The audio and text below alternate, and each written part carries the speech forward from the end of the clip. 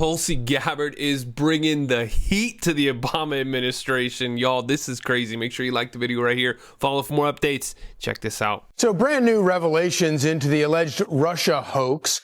A trove of declassified documents revealing evidence that the Obama administration manufactured and politicized intelligence during Trump's 2016 election.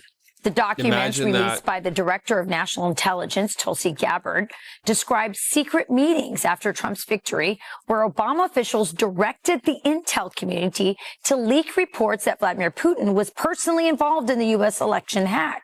This after the intelligence community repeatedly determined that Russia was not trying to influence the election by cyber means. Here with more is DNI Tulsi Gabbard. Tulsi, thanks for joining us. There and she some of those individuals were literally the leaders of the intelligence community under President Obama. How significant is these documents that you've released? Thank you so much. And thanks for focusing on this issue that these documents have really brought to the forefront, because it's one that doesn't just affect Democrats or Republicans. It's not a Democrat or Republican issue. This is an issue with such significant impact that it should concern every American, because it has to do with the fabric and integrity of our democratic republic.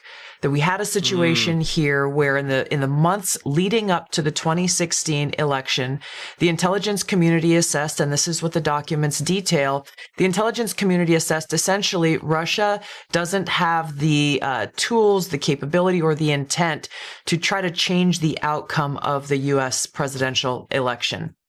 Donald Trump pulls off a historic victory against Hillary Clinton in November of 2016. Even in the days after that election, the intelligence community continued their consistent assessment that reflected the same thing in the months leading up to the election. Right. All of a sudden, in the early days of December, there was a president's daily brief that was drafted. This is put together by the different elements of the intelligence community that reflected that same assessment. Russia did not try to hack the election, in essence.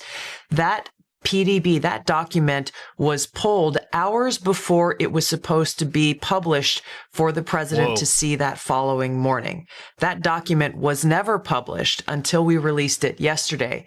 One day later, President Obama calls a meeting of his National Security Council, his top officials, to be held on what they called a sensitive topic. And the results of that meeting, which we released yesterday, and these over 100 documents that talk about in detail how President Obama and his team, he directed a manufactured piece of intelligence that detailed not if, but how Russia tried to influence the outcome of the United States election that President Trump won in November of 2016. This document was then used as the foundation for everything that came next. It was essentially a years-long coup that was launched against President Trump before he even had the opportunity to take his oath of office and be sworn in as President of the United States. So, as you know, there was a Mueller investigation that went on for years, cost taxpayers nearly $40 million. There were 2 congressional impeachments. President Trump and almost every member of his family were smeared and attacked, faced lawsuits, depositions. High-level officials were investigated. Some were arrested and put in jail. The list goes on and on about the ramifications of this, but foundational to it all was the fact that we had in President Obama and his leadership team, people who did not want to accept the will of the American people in electing Donald Trump in 2016, and therefore cooked up this treasonous conspiracy to, again, try to effectively, and they did effectively, launch a years-long coup against the sitting president of the United States. Director Gabbard, I'm glad you used the word coup. I also, in some of your reports, the word treason has come up. We're seeing a lot of things coming to light these days, and it's very encouraging for Americans, especially this report, which so many of us knew this was a hoax. But this goes all the way to the top. I mean, this goes all the way to Barack Obama.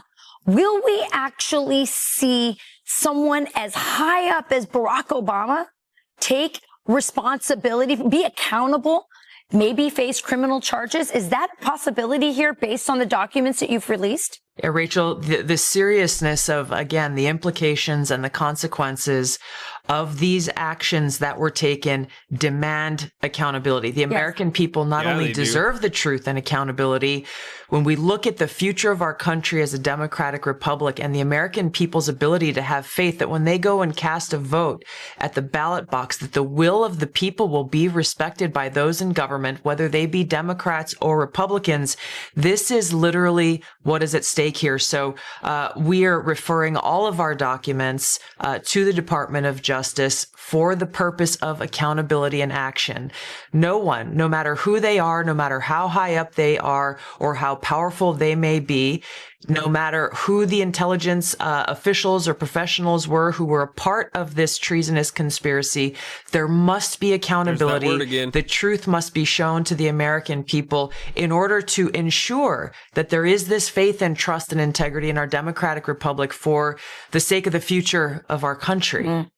So as voters, can we feel confident that we will actually see charges, do you think, out of this? I'm not a lawyer. We're referring all of this to the Department of Justice. I know that Attorney General Pam Bondi is committed to bringing about justice to those who have broken the law. And in this case, again, what these documents detail, to me, in my view, cannot be explained as anything but a treasonous conspiracy. This is not so different from what we saw under George W. Bush, when we saw that manufactured intelligence claiming there were weapons of mass destruction in Iraq that kicked off a war that changed our country, that changed the lives of so many people like myself who went and served in those wars. The implications of manufactured intelligence are real. I would even say that what we are seeing here has an even greater impact than what we've seen in the past, because it speaks again to the foundation of our Constitution and our democratic republic, which is why accountability is so critical.